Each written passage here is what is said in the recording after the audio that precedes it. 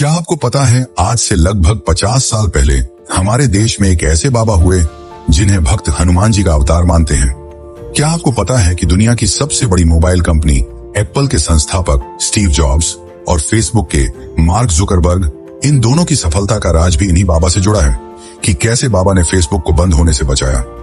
आखिर कौन थे वो साधारण से दिखने वाले बाबा जिनके चर्चे केवल देश में नहीं बल्कि विदेशों में भी हैं? जी हाँ दोस्तों, हम बात कर रहे हैं कैंची धाम के संत नीम करौली बाबा की। आज की इस वीडियो में हम उस रहस्य से पर्दा उठाएंगे जिसने विज्ञान को भी घुटने टेकने पर मजबूर कर दिया। कैसे एक बाबा ने अपनी शक्तियों से पूरी ट्रेन को रोक दिया और कैसे हजारों मील दूर बैठे हुए उन्होंने बॉर्डर पर लड़ रहे एक सैनिक को गोली लगने से बचा लिया।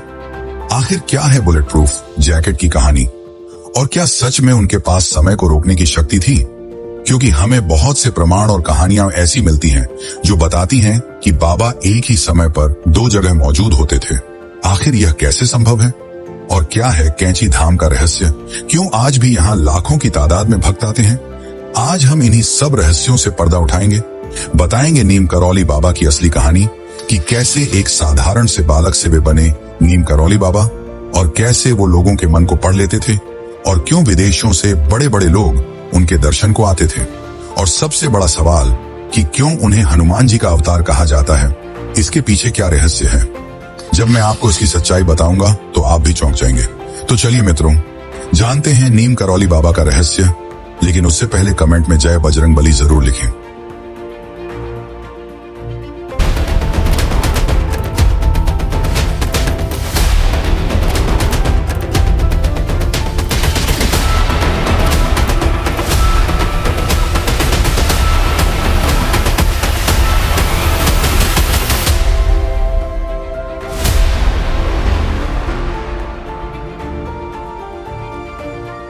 बात है 2007 से 2008 के बीच की।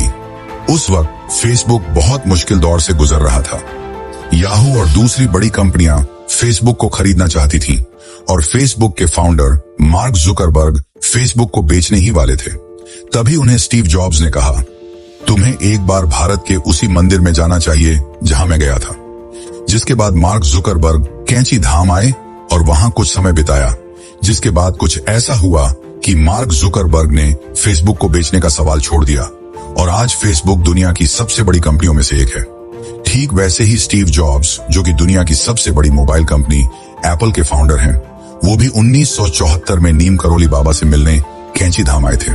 पर वहां उन्हें पता चला कि बाबा ने तो पिछले साल ही देह त्याग दी, परंतु फिर भी कैंची धाम की ऊर्जा ने उन्हें बदल दिया।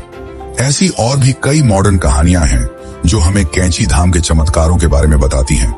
लेकिन उससे भी ज्यादा चमत्कारी थे यहाँ के बाबा, यानी कि नीम करौली बाबा। उन्हें भक्त हनुमान जी का अवतार बताते हैं। माना जाता है उन्होंने 13 साल तक एक गुफा में तपस्या की और फिर उन्हें जो मिला वह चौंकाने वाला था। लेकिन उसकी बात हम आगे करेंगे। उससे पहले आपको बाबा से जुड़ी एक दिलचस्प कहानी बताता हूँ। बात है 1971 की। तब बांग्लादेश की आजादी की लड़ाई चल रही थी। उसी वक्त नीम करौली बाबा दिल्ली में बिरला मंदिर में ठहरे हुए थे। तभी एक बांग्लादेशी वहां पहुंचा। वह बाबा से कुछ पूछना चाहता था पर संकोच कर रहा था। तब बाबा ने उसके कहे बिना उसे देखा और कहा, तुम चिंता मत करो, तुम्हारा भाई जल्द ही रिहा कर दिया जाएगा और तुम्हारा राजा बनेगा। ये सुनकर वह आदमी चौंक गया कि बाबा को उसके मन की बात कैसे पता चली। साथ ही वह यह भी सोचने लगा कि उसका भाई तो पाकिस्तान की जेल में बंद है और उसे फांसी की सजा सुनाई गई है। उसके इतना सोचते ही बाबा ने कहा, अरे तुम अभी तक बैठे हो, जाओ और जाकर अपने भाई के आने की तैयारी करो। इतना कहते ही वह आदमी वहां से चले गया। अब आप सोच रहे होंगे कि आखिर वह आदमी कौन था जिसका भाई पाकिस्तान की जेल में बंद था?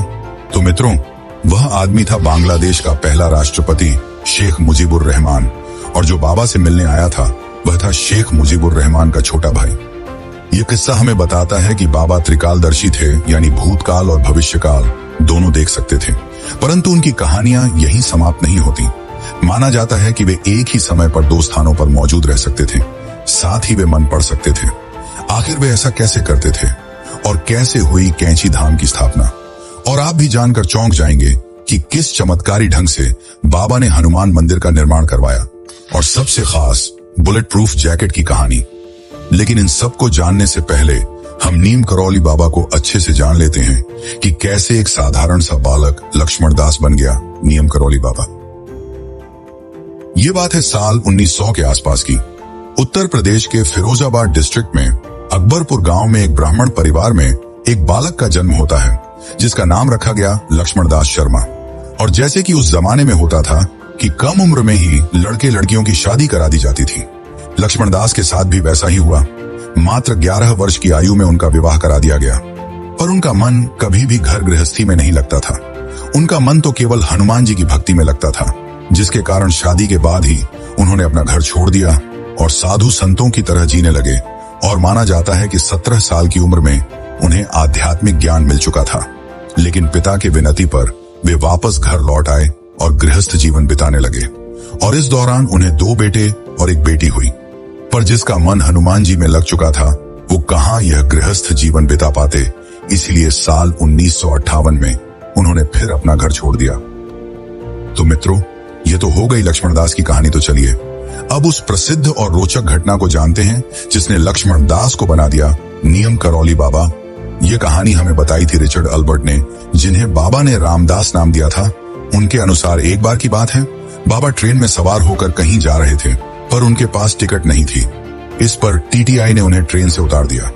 बाबा को जबरन उतारने के बाद मानो ट्रेन ने चलने से मना कर दिया हो। ड्राइवर की लाख कोशिशों के बावजूद ट्रेन नहीं चल रही थी। इसके बाद पूरी ट्रेन की जांच पड़ताल भी हुई, पर कोई गड़बड़ी नहीं मिली। परंतु फिर भी ट्रेन चलने का नाम ही नहीं ले रही थी। तब ट्रेन में बैठे एक आदमी ने सुझाव दिया, जिस बाबा को इस ट्रेन से जबरन उतारा गया है उन्हें वापस बैठा लिया जाए तो शायद यह ट्रेन चल पड़े। माना जाता है तब सबकी विनती पर बाबा ट्रेन में चढ़ने के लिए मान गए। पर उन्होंने 2 शर्तें रखी। पहली शर्त तो यह कि रेलवे कर्मचारी आगे से सभी साधु संतों का सम्मान करेगी, और दूसरी यह कि इसी जगह पर, यानी कि जहां ट्रेन रुकी है वहां एक रेलवे स्टेशन का निर्माण कराया जाए। उस समय रेलवे के अफसरों ने उनकी बात मान ली और बाबा को वापस ट्रेन में चढ़ा लिया, जिसके बाद मानो जादू सा हुआ और ट्रेन चल पड़ी। उस समय बाबा ने मजाक में कहा भी था कि भला मेरे चढ़ने से ये ट्रेन कैसे चल पड़ी। वैसे मित्रों, जहां यह ट्रेन रुकी वह जगह थी उत्तर प्रदेश के फर्रुखाबाद डिस्ट्रिक्ट के एक छोटे से गांव की। उस गांव का नाम था नीम करौली, और तब से ही बाबा लक्ष्मण दास को नीम करौली बाबा कहा जाने लगा।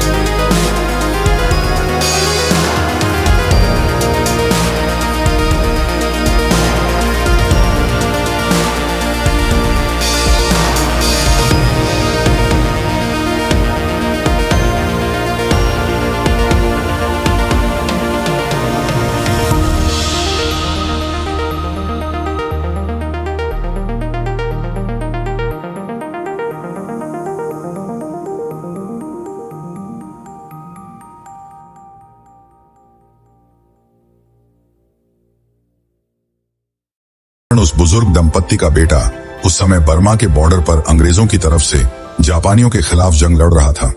उसने खुलासा किया कि जंग के दौरान एक रात अचानक जापानियों ने ब्रिटिश सोल्जर्स पर अटैक कर दिया। अटैक इतना बड़ा कि ब्रिटिश आर्मी कम पड़ने लगी। सारी रात दोनों ओर गोलियां चलती रहीं। उसे लगा कि अब वो कभी घर नहीं जा पाएगा, क्योंकि जापानी सोल्जर्स काफी ज्यादा थे और ब्रिटिश सोल्जर्स कम और धीरे धीरे और भी कम होते जा रहे थे और वो जंग के बीचों बीच खड़ा था। पर अचानक चमत्कार होने लगा। सारी गोलियां उसके अगल बगल से निकलने लगी। दुश्मनों के एकदम पास होने के बावजूद उसे एक भी गोली नहीं लग रही थी और सुबह होते होते ब्रिटिश आर्मी की रीइंफोर्समेंट आ गई और वो बच गया। ये सारी बात सुनकर बुजुर्ग दंपत्ति को याद आया कि यह वही रात थी जब नीम करौली बाबा उनके घर आए थे। अब बुजुर्ग दंपत्ति के सामने पूरा मामला साफ था। वे समझ गए उस चादर में कुछ नहीं बल्कि गोलियां थीं जो उनके बेटे पर चल रही थी और बाबा उन्हें अपने अंदर ले रहे थे और दर्द में कराह रहे थे। मित्रों, यह स्टोरी काफी ज्यादा फेमस है और आपको कई जगह सुनने को मिलेगी और ऐसे और भी स्टोरीज हैं। वैसे बाबा की कहानियां कभी खत्म नहीं होंगी।